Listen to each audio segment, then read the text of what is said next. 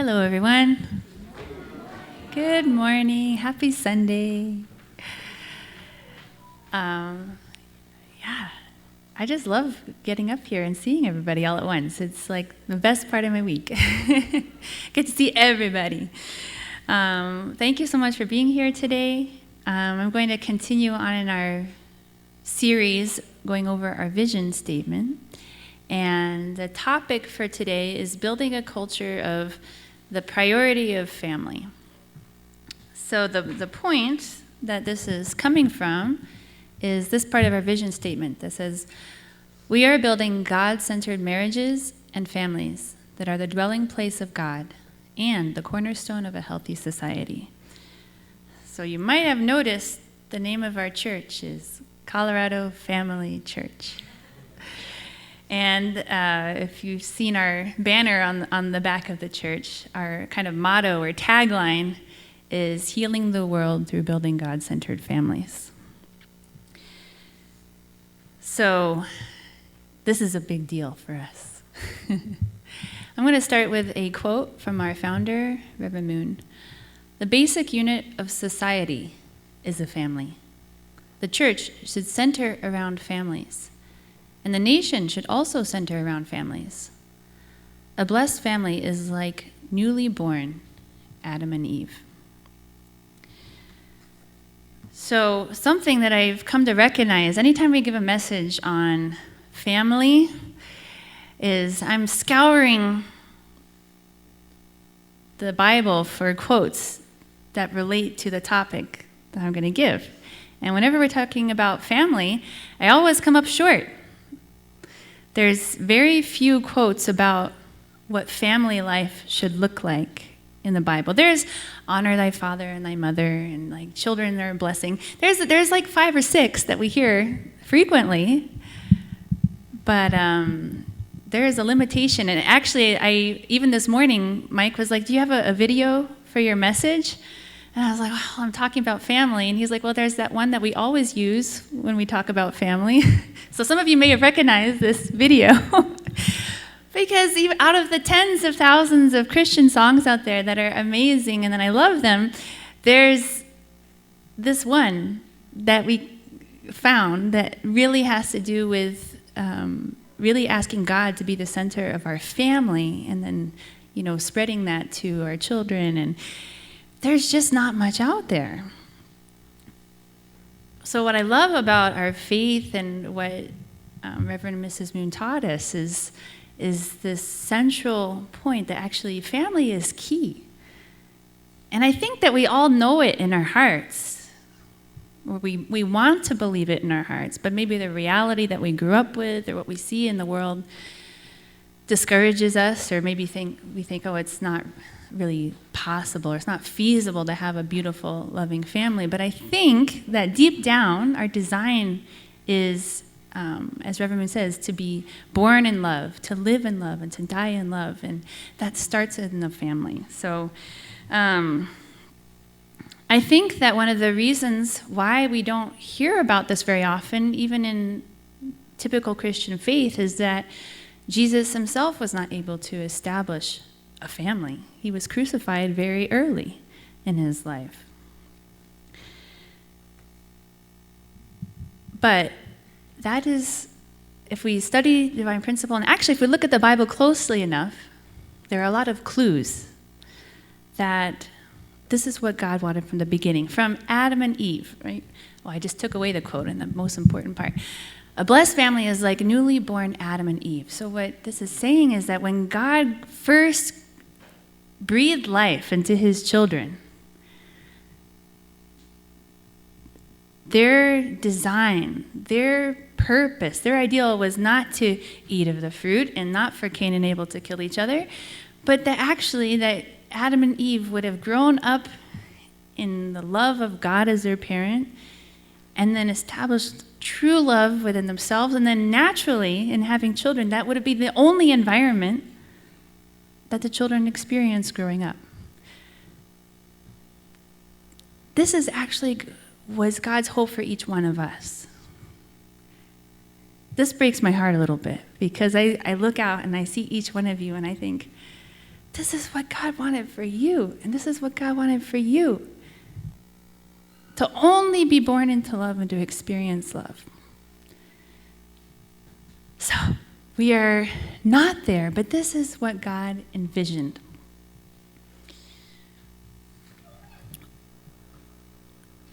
So the return to that is a long journey, and there's a lot to be said there. But most importantly, first of all, today, I want to talk about this value of establishing our families. So, I mentioned that Reverend Moon has said so many times that God's ideal and vision would be for us to be born in love, to live in love, and die in love. You can find it in almost, I'd say like 50% of the speeches that he's given. There's a reference to this idea. And this doesn't mean that we wouldn't have hardships in our life, or that we wouldn't have stumbling blocks, or we wouldn't have difficulties along the way. But if we could come from a place of love, then we would respond to difficulties and face the challenges very differently than the way that we often do. And then from that sort of a family, love would naturally expand to create a community, society, and on into the world.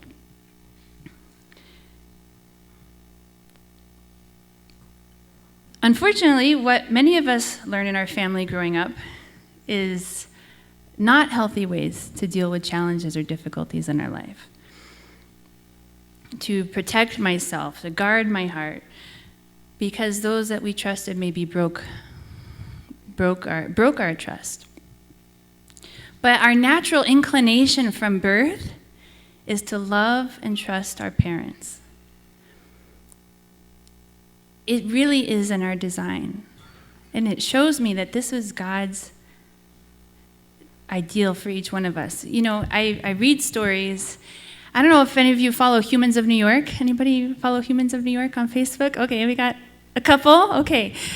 It started out as this photographer, and he just committed himself, I think, for every day for a year, taking a photo of somebody on the streets of New York. But in the process of getting their permission to take their photo, he had to kind of open up their hearts a little bit, because it's hard to stop somebody on the busy streets of New York and get their picture. And he's just very personable. And so he'd say hello, and he'd introduce himself, and he'd ask some questions. And then people started sharing bits about their life. And he realized he had kind of a knack for just opening up people's hearts and people sharing. And so now he's been doing it for years, and he's written books, but he really doesn't stray from this pattern of capturing a person's photo and capturing their story with it. And so when I read their stories on Humans of New York, so many of these people come from really difficult families. Drug addicts, criminals, people who abuse them.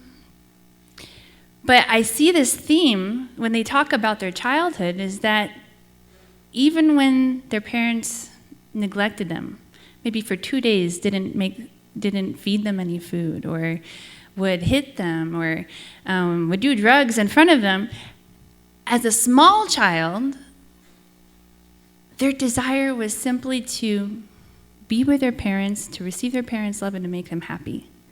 Until they're maybe like 6 or 7, and they start to realize, oh, this isn't the way life should be. But God designed us to just want to receive our parents' love, to love them back, and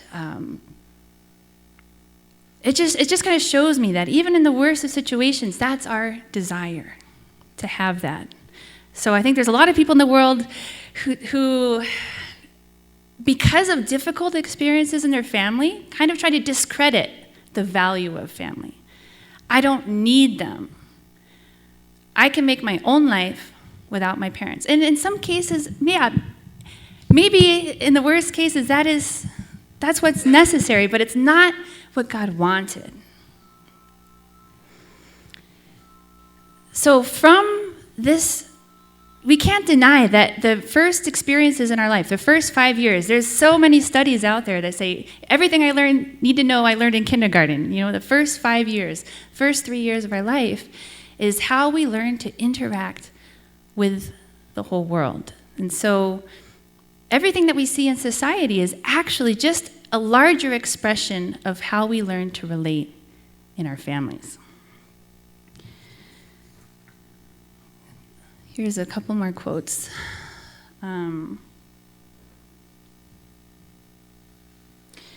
home where children can proudly say that their father and mother are wonderful and where they see their parents rejoice is a resting place for the children. A family is our starting point. It is like a space for breathing. It was interesting to me that I came across these quotes that really kind of emphasized that the home should be a place of peace, a place of rest, a space for breathing. And I can't say that my family was perfect growing up, but I can say that my parents made a lot of effort to create a peaceful home environment and in beautiful nature. And I realized that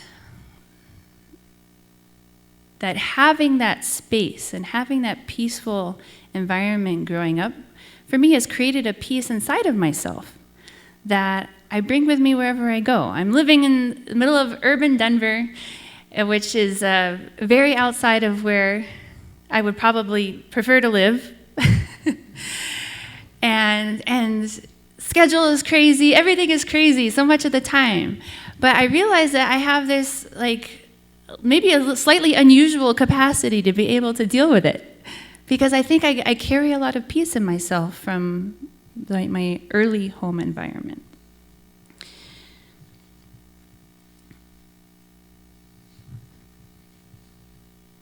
So I think that the idea is that when we create this building block of society, this starting point, this is not, of course, the ultimate goal, the only thing we should ever do in our life. I'm not saying that we should just focus on our little bubble and make sure that our kids are always happy and they always get what they want and that we never argue with each other. That's not the point, but the point is that if we can create a healthy home environment, actually success and happiness and other endeavors naturally stems from that family. From there, we can run a successful business because we have principles of love naturally at play. We can make a difference in politics and be a genuine person. I have a friend that I was on my missions program with. He's originally from the Philippines, and he lives in Hawaii now, and he's running, I think, for a congressional seat in Hawaii. And I am so rooting for him because I know who he is, and I know the family that he has, and I know the heart where he's coming from. And I'm like, if he can get this, he's going to make a huge difference, because what people really want to see is genuine people representing their decisions, right? Wow, I'm so excited for him. But I feel like many times we're trying to do these things, but without the foundation, right? I don't think that most politicians originally have bad intentions. They want to do good, but they don't have the foundation to really be that genuine person. Also, when we come from a family of love and relationship, we can witness successfully if that is your goal, because it's much more natural. It's not trying to convince somebody, it's showing somebody what's already there.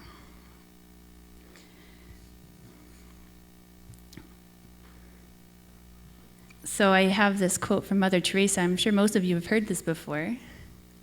If you want to change the world, go home and love your family. I think this was some interviewer, saying, Mother Teresa, what do you think is the key to world peace? If you want to change the world, go home and love your family. Not that that's the only thing that needs to happen, but it's probably the first thing that needs to happen.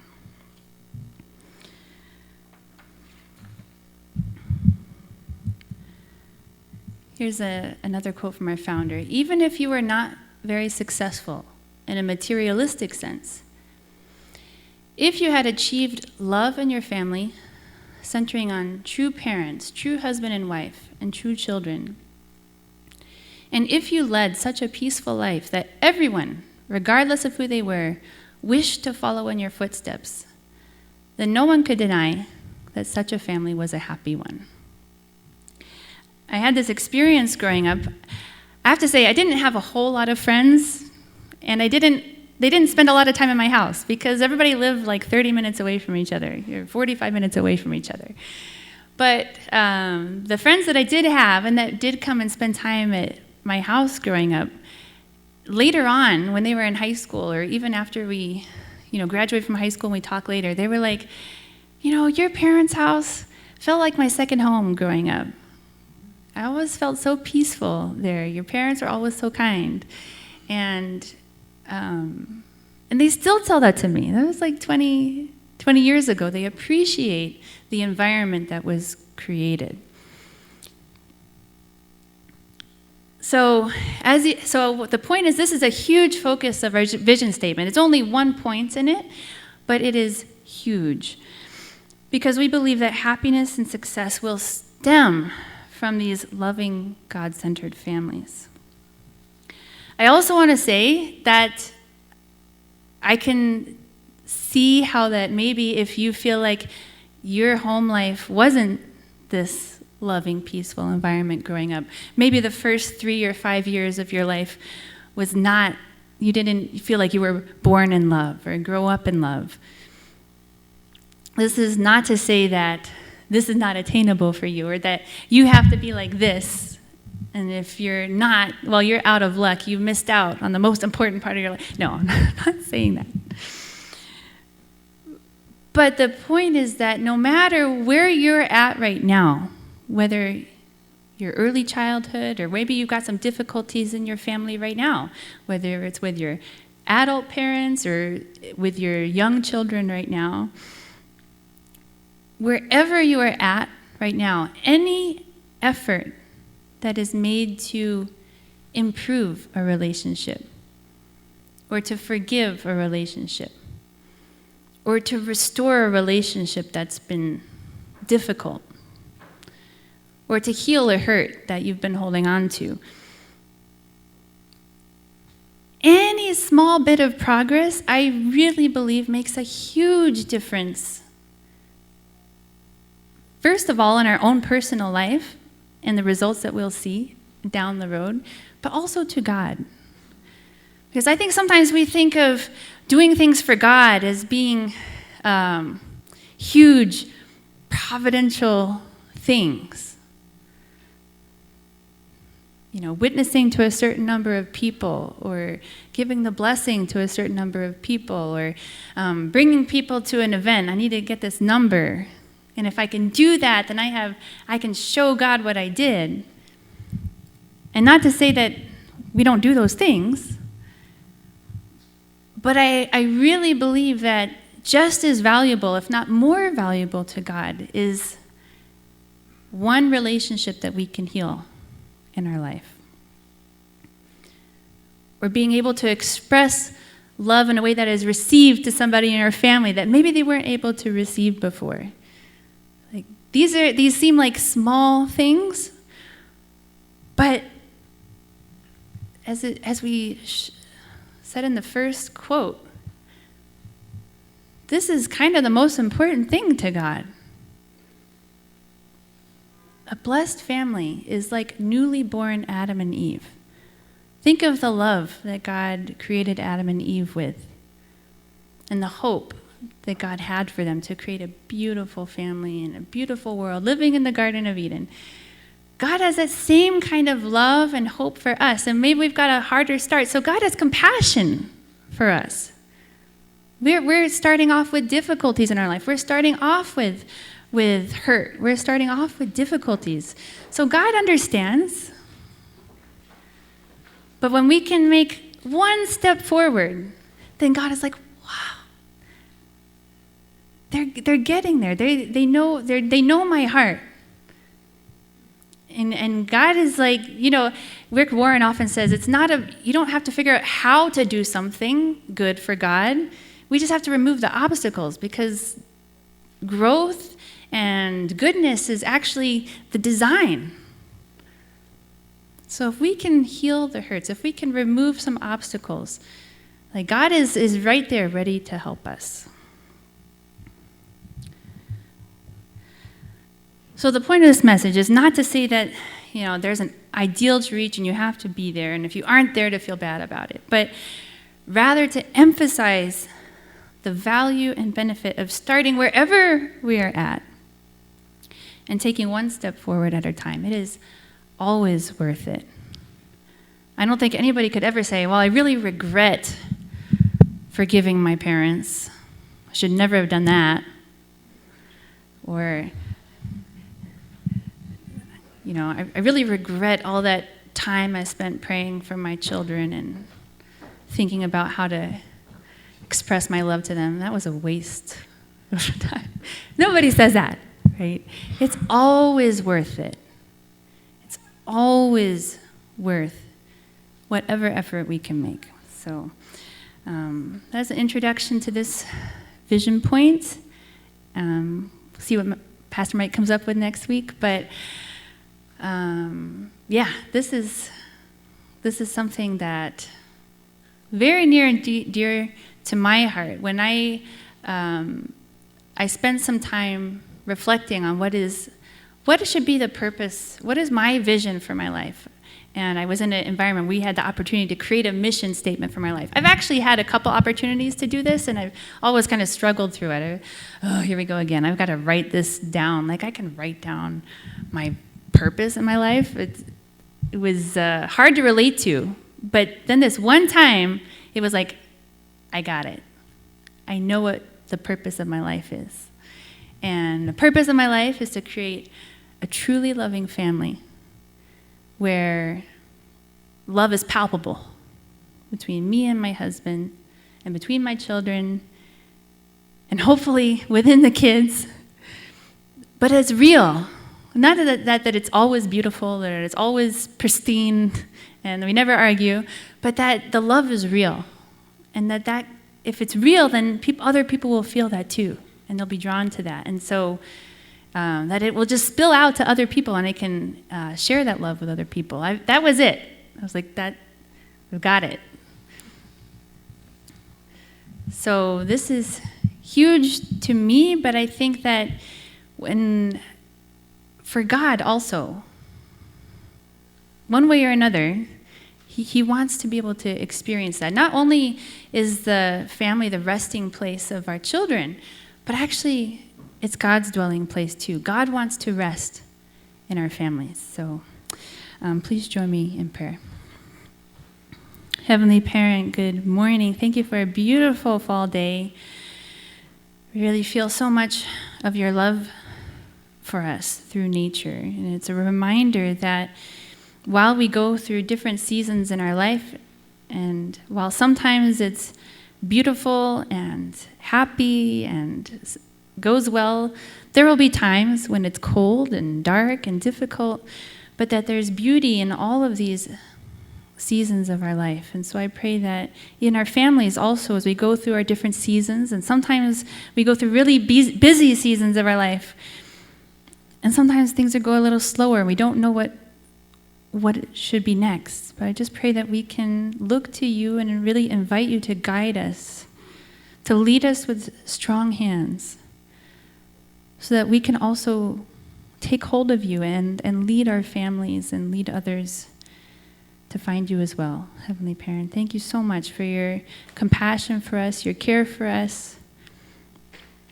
always encouraging us to take the next step. You know where we're at, you know where we come from, and we know that there's no judgment in love. So you are not judging us if we're not where we feel like we should be yet. But I pray that rather out of a desire to come close to you and a desire to manifest your love in our life, that we can keep moving forward. I offer this prayer in my name, Michael and Adonia Hendrick, Blessed Angel family. Amen and adieu. Thank you.